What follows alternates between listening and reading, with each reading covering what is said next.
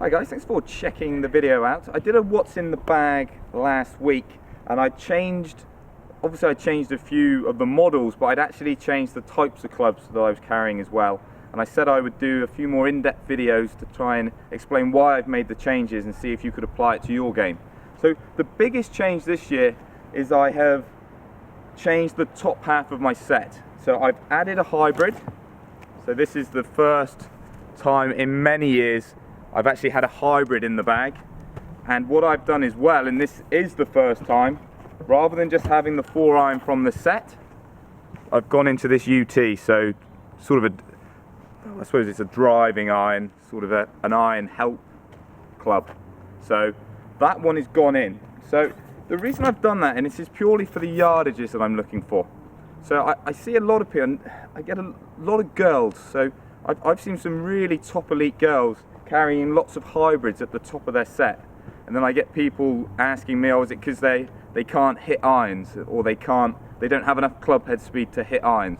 And that's certainly not the case. The reason they go for the hybrids is it gives them the launch and differences in speed to actually create different yardages, create the gaps that they need. So sometimes our egos mean, well, I want a small bladed iron so I can show that I'm good, and I use that iron to show that it's me that's in control and I don't need help from my set. And I compliment you if that's what you've been trying to do.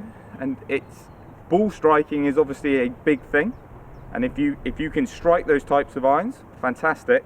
But what I've been finding is I will strike my irons well. So I've carried, beginning of last year, I had a bladed set in my bag, and I was hitting the 5-iron nicely, I was hitting the 4-iron nicely, and I was hitting the 3-iron nicely.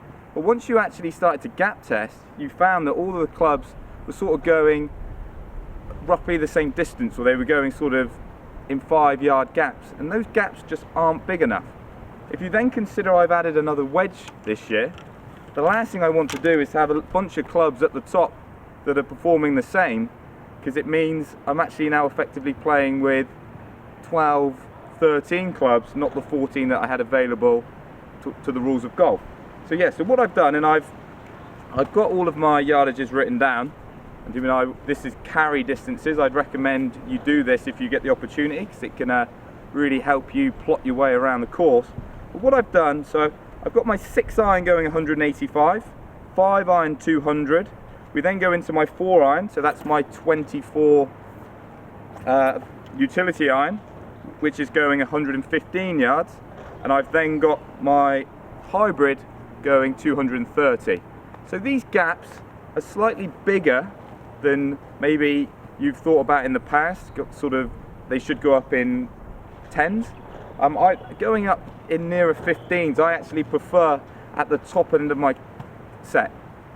15-yard gaps for me are too big down the bottom, hence the reason I added a wedge, because I wanted to start filling gaps.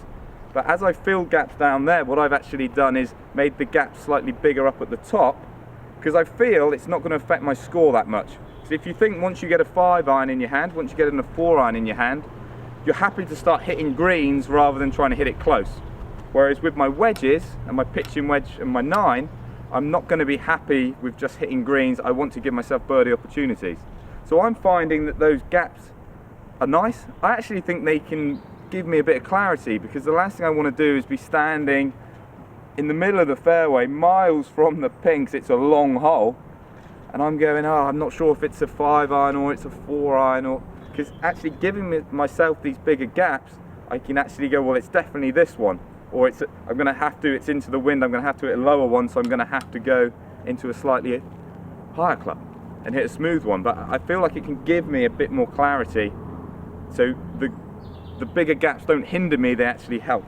The big one with the utility, so this one has been removed.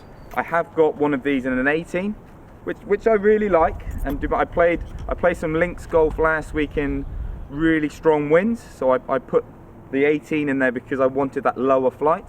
But what I was finding is that lower flight was pitching where I wanted it to pitch, but then it was rolling excessively.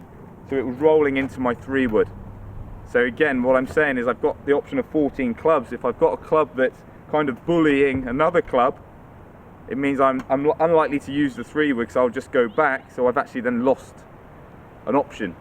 So putting this one in, it's carrying about the same, maybe even slightly shorter than the 18 in my UT, but it's coming down and not rolling as much.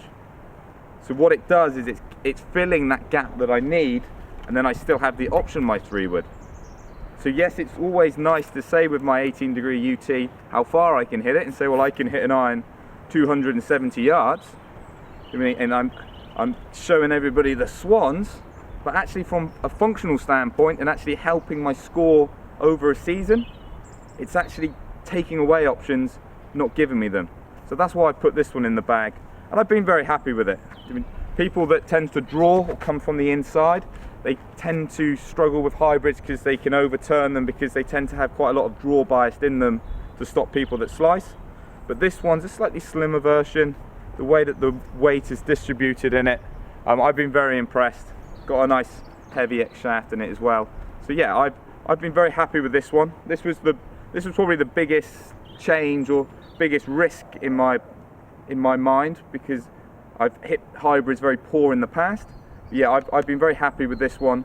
I used it on the last day as well when I was down at the Cornish Festival, so I was playing a links course. It was fairly breezy, but what I found is hitting just a slightly smoother swing into the wind, you can still get a nice high flight, but it's not going to balloon, and as you can take the spin down, it just keeps going forward.